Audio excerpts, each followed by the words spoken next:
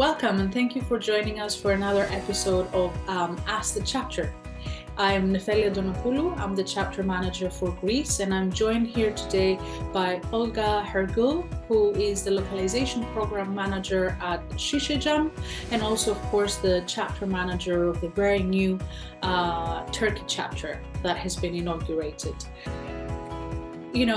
Up to you if you want to maybe give us a little bit of context and background of your general career path in localization and what kind of led you to women in localization, helping create a whole new chapter that didn't exist before in your country, and what motivated you and what kind of like the links in that whole story.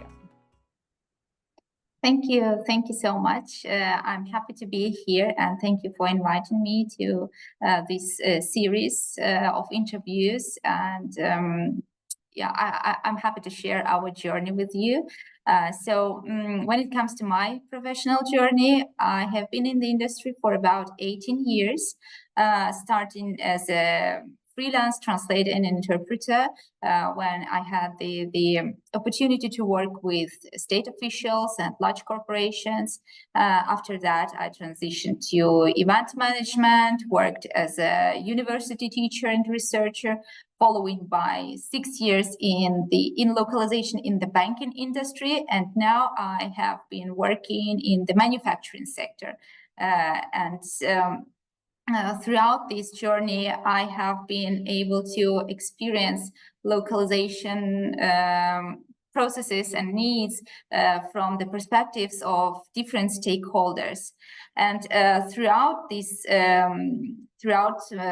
my way in localization, I have always found sources of inspiration and strength in the people I met along the way. So some of them became my mentors, others my close friends, and I have been able to clearly understand that sort of sense of community and empowerment through knowledge and experience sharing.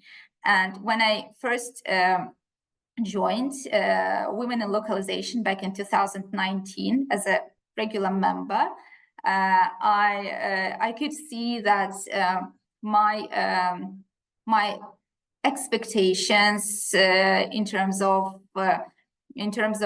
being a part of a larger professional communities entirely resonated with the mission of Women in Localization.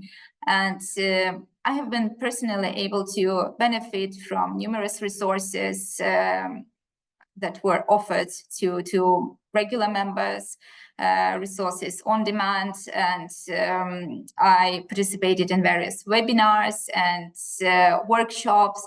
So it was truly a source of inspiration and the sense of community, the sense of belonging to a wider group of people that share my interests, and that the ability, the opportunity to learn from one another was a big source of inspiration for myself. And that's why I initially decided to apply, to submit my application for opening a local chapter in Turkey. So I initially submitted this application in 2020, right in the beginning of the pandemic. And but at that moment, there were too many countries waiting in the pipeline, and we couldn't proceed with this application. But actually, it turned out in a really positive way, because after 4 years, when I was contacted by the global team again with the proposition to reinitiate this process, at that moment I was able to gather a much extended team of volunteers with diverse backgrounds, and I think that was the right way to the right time, the right moment to initiate our chapter. And today we have a really strong and motivated team of professionals representing different facets of the industry. And we are so excited about the possibility to contribute to the local professional community, because I feel that this has been a much needed initiative in Turkey in particular, due to the fact that there are very few professional associations in the translation and localization and broader linguistic technologies and services industry in Turkey. And I think we've been able to start filling that sort of gap, and we've been able to offer to the local community something they really needed. Yeah, that's very, very interesting. And this is something that I was wondering myself. Obviously, Turkey is very populous, geographically vast. So what do you know about your membership, and how are you trying to kind of understand their needs and their interests, and cater to each one of them or address each one of them? It can't be an easy task. Yes, indeed. Turkey has a relatively young population, and every year thousands of new graduates from translation and localization departments enter the workforce.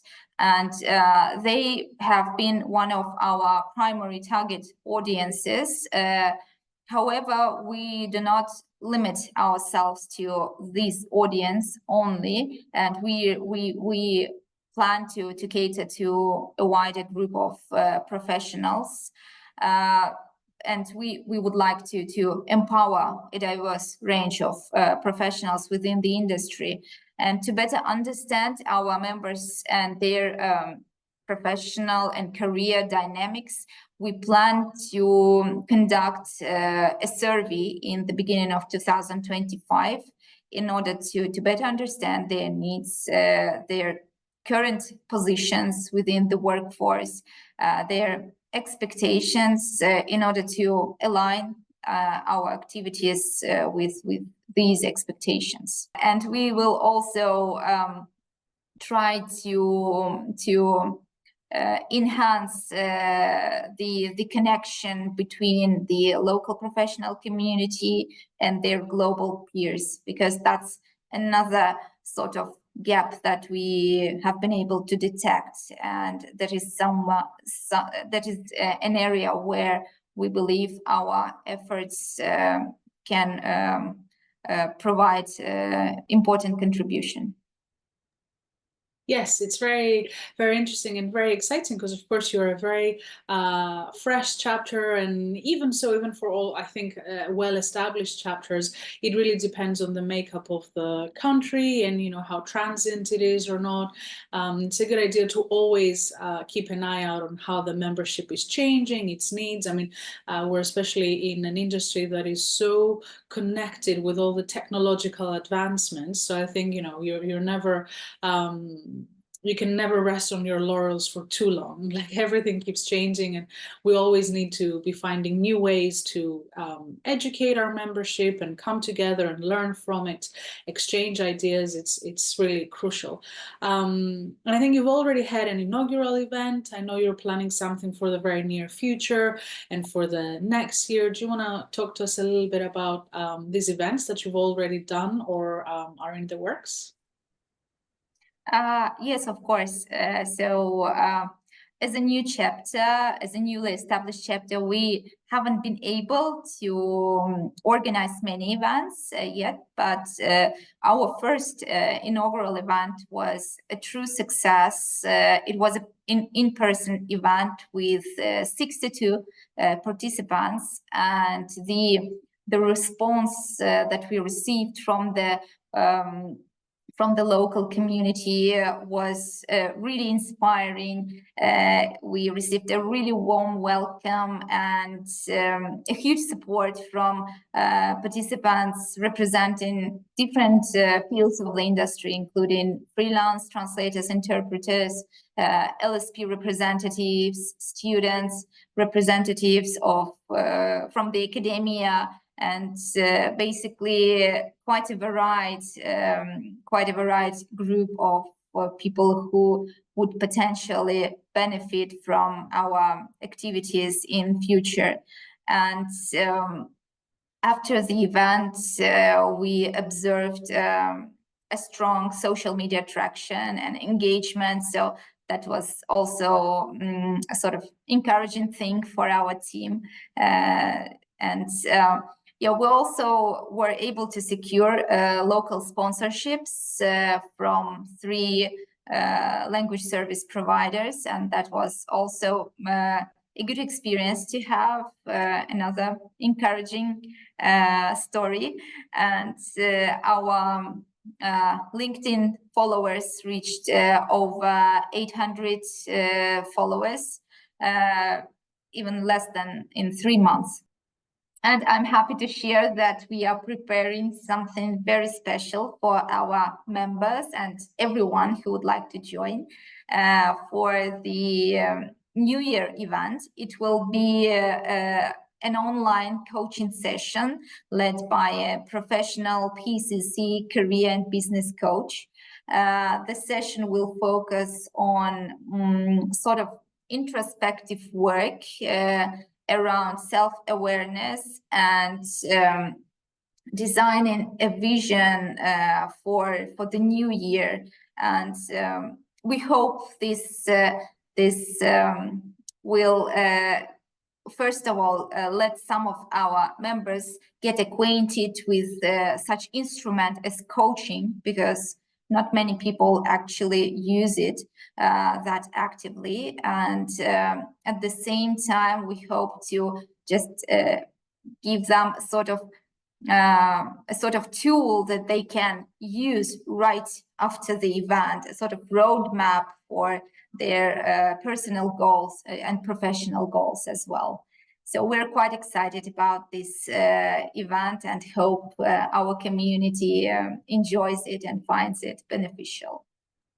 Yes, I think that's an area that we can really add some value, because we have, of course, the global mentorship program, and this is something that is more long-term, more of an investment, both on the part of the mentor and the mentee. And it's excellent that it's global and it kind of broadens our horizons. But at the same time, I too feel that there's a lot of work to be done on the local level, where you might be, it's easier to communicate in the same language, in the same culture, same values, to really understand the landscape of a specific country or a specific area, where you can help support people in the particular challenges that they might be facing, especially as women, that are very often also tied with cultural stereotypes or how things are done in a specific country.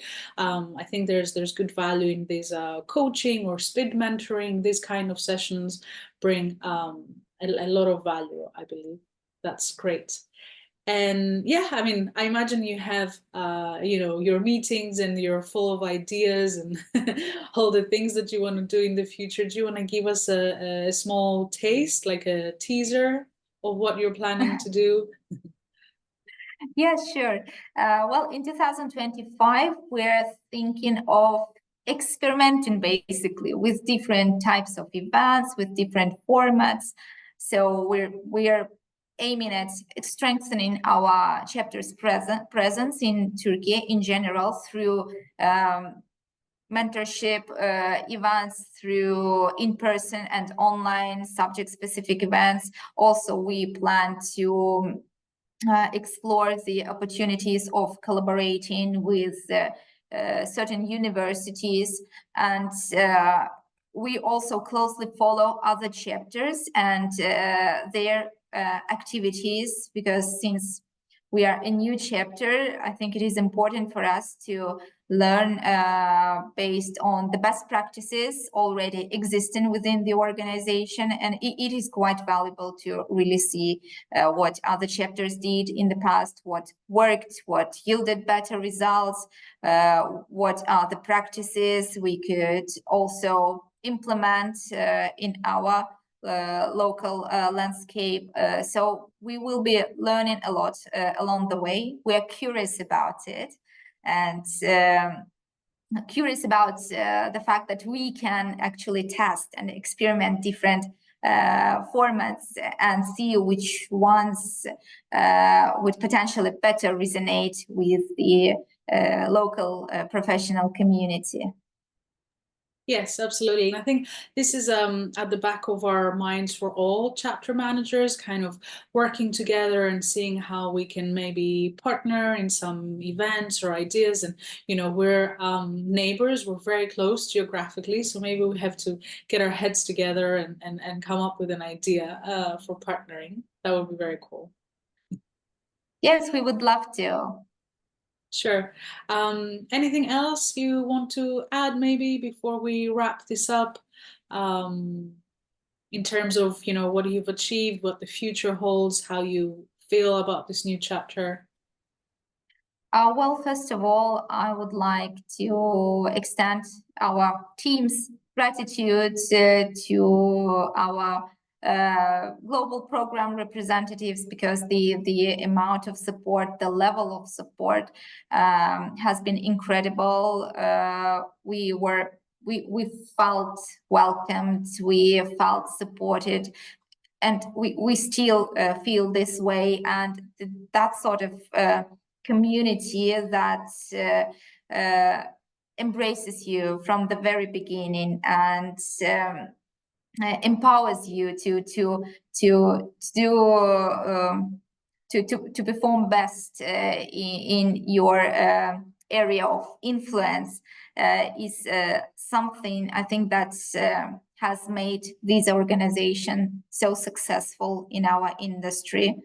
And I hope we can contribute more both to the local localization community and to a broader global network of localization professionals. And we would like to stay active. We would like to be more in touch with our global peers and just help one another grow and thrive together. So it's been an absolute pleasure, and we are committed to continue this journey. That's brilliant. I wish you the best of luck. And I think it's exactly as you say. I often hear, you know, people that travel for conferences or even business or even pleasure, you know, they seek out other women in localization, local members, and, you know, they might meet on the fringes of a conference or an event, or even meet for a coffee or visit each other's offices. And I think that's really brilliant, strengthening this global community, as you say. Well, thank you very much for your time. And yes, best of luck with all your future plans. And we're here to help and support. Thank you very much, Olga. Thank you. It's been an absolute pleasure. And I wish further growth and success to all our organization and to all volunteers that keep juggling their professional, personal, and volunteering commitments, because it is really a hard work, and that the kind of work that is certainly very valuable. Absolutely. Thanks again, and talk to you soon. Thank you.